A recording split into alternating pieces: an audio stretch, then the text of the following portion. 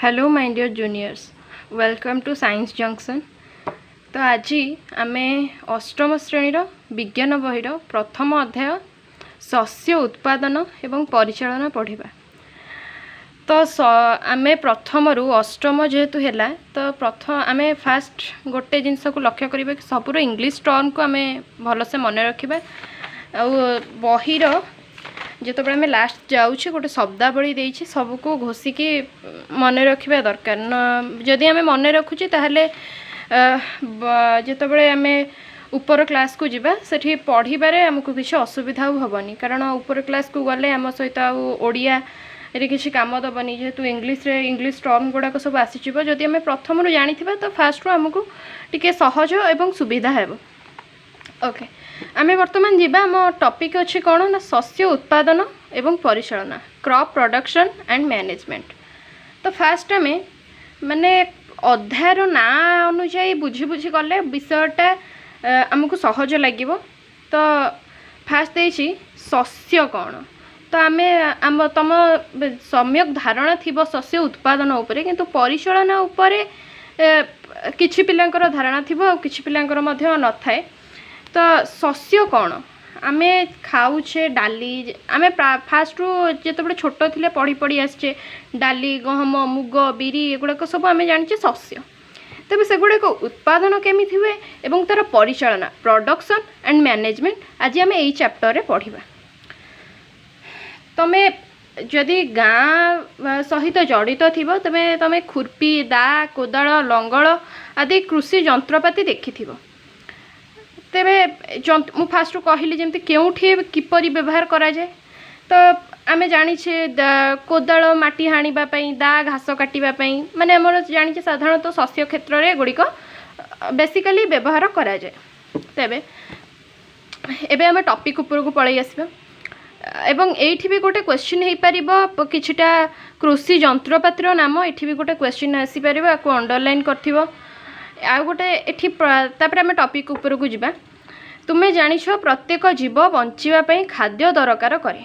उद्भिद माने निज खाद्य निजे प्रस्तुत करती, मनीष समेत प्राणीकूल निज खाद्य निजे प्रस्तुत कर पारती नाही। तेबे कुह तो देखी प्राणी माने केउठारु सेमानकर खाद्य पाइथांती। आमे जानिछे आमे बंचिबा खाद्य खाइथाउ। उद्भिद माने निजे आलोक संश्लेषण प्रक्रिया साहाय्य खाद्य प्रस्तुत करती जोटा कि आमे जानिछे, किंतु आमे आमे अन्य मानक ऊपर निर्भर करिथाउ। जेमति कि गछरु आमे फल तोलिके खाइबा तो अन्य गछ उपर आमे निर्भर कले। उद्भिद निज खाद्य प्रस्तुत करे, किंतु मनीष समेत अन्य जतिक प्राणीकूल रहिले समस्त तांकर निज खाद्य निजे प्रस्तुत करि पारंती नाही। तेबे आमे जानिबा प्राणी माने माने आमे आउ अन्य जीवजंतु जिते रहिले से माने खाद्य केउठी पांती। प्रथमे आमे जानिबा कथा आमे माने काहेकि खाद्य खाऊ। आमे समस्त जानिछे खाद्यरु शक्ति मिले। एही शक्ति को विभिन्न शारीरिक क्रिया पे जीव उपयोग करे। एही कार्य गुड़िक हेउछि परिपाक श्वसन रेचन इत्यादि। आमे उद्भिद ठारू प्राणी ठारू किंबा उभयंक ठारू खाद्य पाइथाउ। तेबे देख आमे एटा समस्ते जानिछे कि खाद्यरु शक्ति मिली थाए। जदि आमे न खाइबा मु एबे वर्तमान गोटे कंटिन्यूअसली गोटे कथा को कहि चलिबी घंटे 2 घंटा कहला परे मोर से जेतिक शक्ति हरेली ताकू पुणी आउ थरे पाई से शक्तिटा को पाइबा पई मते पुणी खाद्य आवश्यक माने खाद्य दरकार। मु खाइले जाई आउ थरे कोन आउ किछि काम करि परिबी। जदि मु एमति गोटे काम को आमे कंटिन्यूअसली जदि गोटे काम करूथिबा तबे आमे बहुत शक्ति तादर हरउछे। तेबे परिपाक श्वसन रेचन एगुड़िक तुम सप्तम श्रेणी में श्वसन रेचन आदि रे परिपाक हजम क्रिया सबुरे परिचित थिबो। तेबे आमे आमे उद्भिद ठारू प्राणी ठारू किंबा उद्भयंक ठारू खाद्य पाई थाउ। उद्भिद ठारू माने जेमति आमे कदली खाउचे सेटा गोटे उद्भिद रु आसुची। प्राणी ठारू आमे जेमति क्षीर खाउचे मांस खाउचे अंडा खाउचे सेगुड़िक प्राणी ठारू आसुची। जेहेतु आमे समस्ते खाद्य दरकार करूँ आम्भे माने किपरि आम देश रे एते संख्यक लोकन को खाद्य जोगाई थाउ एटा आसुची प्रश्न। तेबे आर उत्तर पाइबा पई आमे आगु को पढ़िबा। खाद्य बहु परिमाण उत्पादन हेबा आवश्यक। ए विराट जनसमाज को खाद्य जोगाइबाकु हेले नियमित उत्पादन, ठीक परिचालना, सुषम बंटन नित्यांत जरूरी।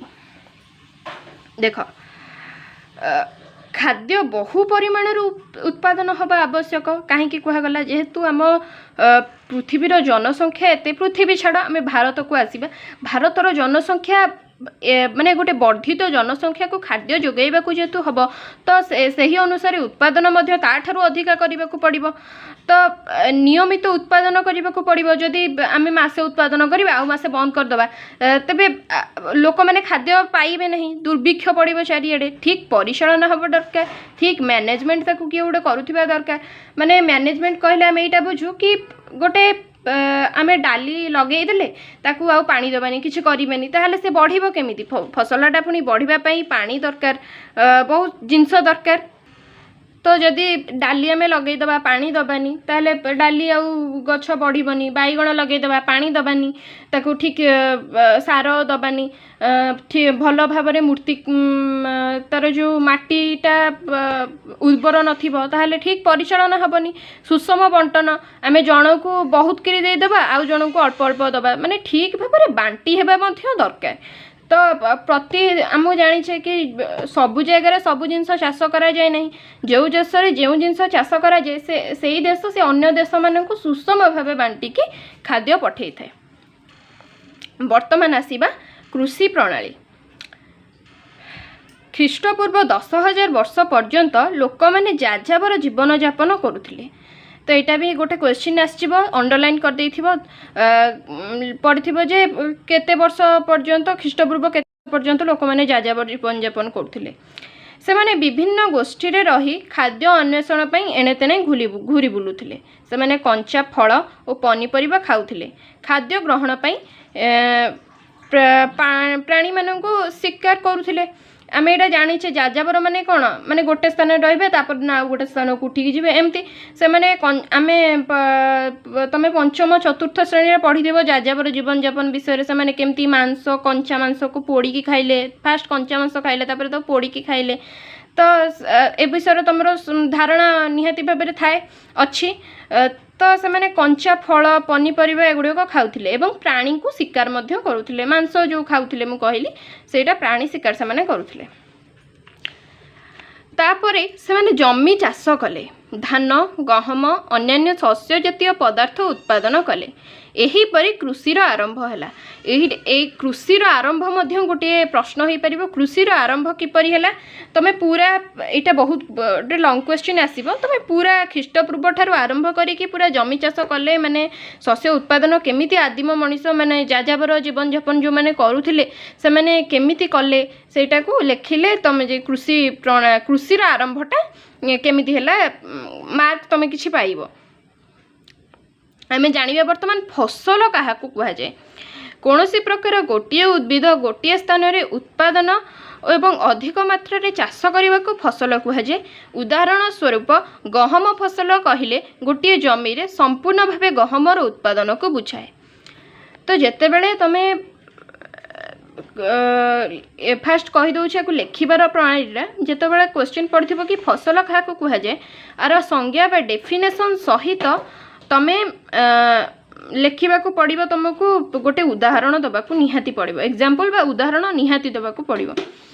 तेबे कोनोसी प्रकार गोटे उद्भिद गोटे स्थान उत्पादन माने कौन धान जो आम चाष कर साधारणतः पिला माने देखिथिबो तमे कि धान चाष जो हुए से जमीटी पूरा धान रे थाई आ कोन अधा धान अधा गहम एमती थाए कि सेमती तो नथिबो कि केवल धान रे हेतिले ताको आमे कहिबा धान चाष।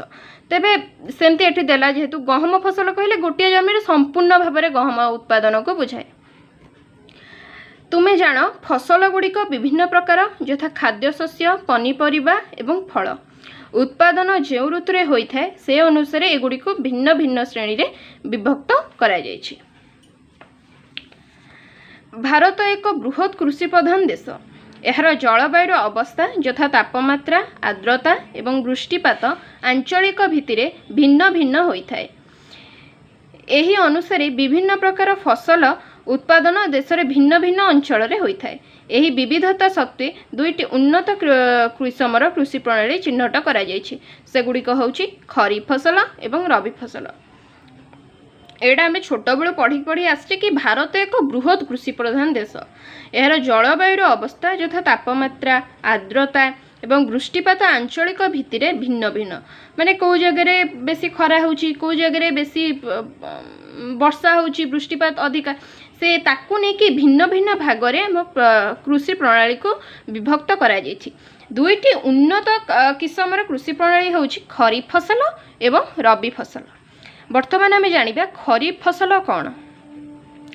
वर्षा दिने चाष करा जाउथिबा फसल को खरीफ फसल कुहाଯାଏ।